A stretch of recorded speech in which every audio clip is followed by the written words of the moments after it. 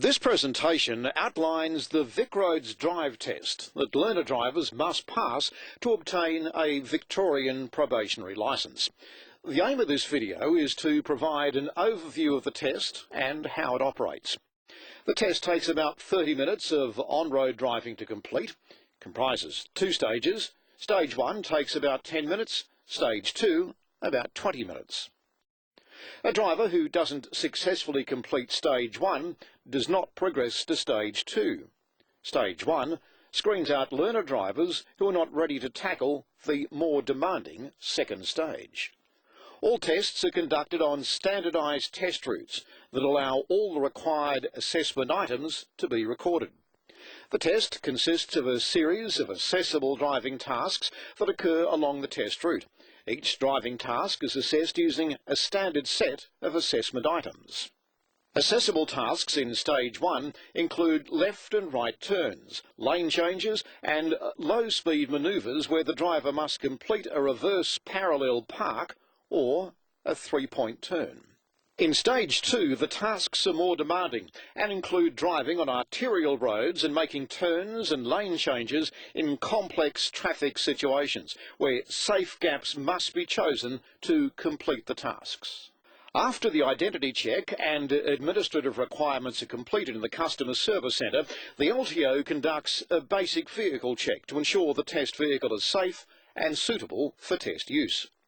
Following a satisfactory vehicle check, Stage 1 proceeds, with the LTO directing the driver around the test route by means of clear, standardised instructions, such as, at the next street, turn left, or when safe, move to the left lane. As with all licence tests, the LTO and any accompanying person or instructor may not assist the driver under assessment in any way. An example of an accessible task in Stage 1 is a left turn in a 50 km/h zone. There are two assessment items for this task. Is the driver's observation, including mirror use, adequate, and does the driver position the vehicle correctly for the turn? In addition to yes and no scoring, LTOs monitor overall driving performance across Stage 1 and assign a stage assessment score relating to vehicle control and lateral position. This contributes to the driver's point score for the first stage. A stage assessment is also recorded in Stage 2 of the test. For example, the stage assessment for control may be recorded as no if the driver doesn't accelerate or decelerate smoothly. During the test, LTOs also monitor compliance with road rules and record a critical error if the driver performs an illegal driving action, which doesn't cause other road users to take evasive action. An example of a critical error is not coming to a complete halt at a stop sign, but without endangering other vehicles or pedestrians or requiring any road user to take evasive action. To pass, a driver mustn't accumulate too many critical errors in either Stage 1 or Stage 2. The critical error cut-offs for failure are based on research results gathered during the test development process.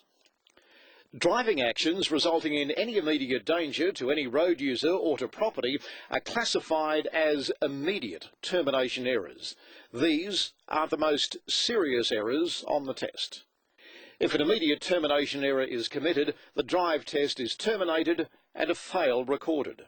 For example, failing to give way to another vehicle or a pedestrian when turning would result in an immediate termination error being recorded. The test is also terminated if a driver accumulates too many critical errors in either Stage 1 or Stage 2. Critical error cut-offs for immediate termination are also based on research results gathered during the test development process. Following completion of all tasks, including the low-speed manoeuvre, the LTO completes the score sheet for Stage 1 and checks to see if the candidate meets the minimum requirement to progress to Stage 2. A ready reckoner is provided to assist the LTO. If the requirements are met, the LTO moves on to Stage 2.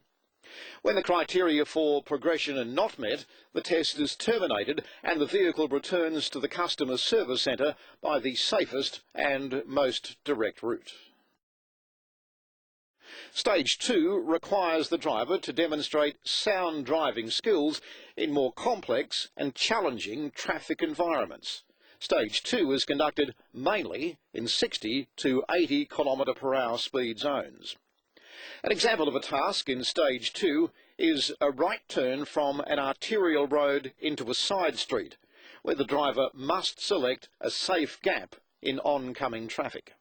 To satisfy the criteria for this task, the driver must demonstrate satisfactory observation before and during the turn, give and maintain a satisfactory right turn signal, and select a safe gap in traffic to complete the turn. Another assessable task in Stage 2 requires the driver to demonstrate that they can maintain control of the vehicle when driving straight on unlaned arterial roads. This is known as a straight drive. A lane change to the right on a laned arterial road is another assessable task in Stage 2. This is performed in preparation for the next task, a right turn, so the driver is not instructed to change lanes, but rather, at the next street, turn right. This requires the driver to judge where and when they should change lanes in preparation for the turn. Following the lane change, the driver is required to make a right turn into a side street. This requires the driver to pick a safe gap in the two lanes of oncoming traffic. When all Stage 2 tasks have been completed, the vehicle returns to the VicRoads Customer Service Centre. The LTO then finalises the score sheet for Stage 2 and checks to see if the candidate meets the minimum requirements to pass the overall test. A ready reckoner is provided to assist the LTO. If the requirements are met, the LTO advises the driver they've passed and directs them to the appropriate counter for licence issue. Successful test candidates also receive feedback on areas of their driving that could be improved. That's via a summary on a copy of the score sheet given to them by the LTO.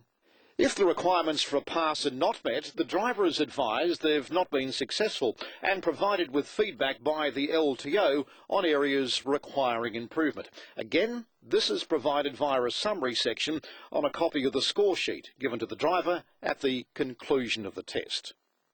We hope you found this video presentation useful and that it's given you some insight into the drive test. Further information on the test may be found on the VicRoads website or via pamphlets and information sheets available from VicRoads customer service centres across Victoria.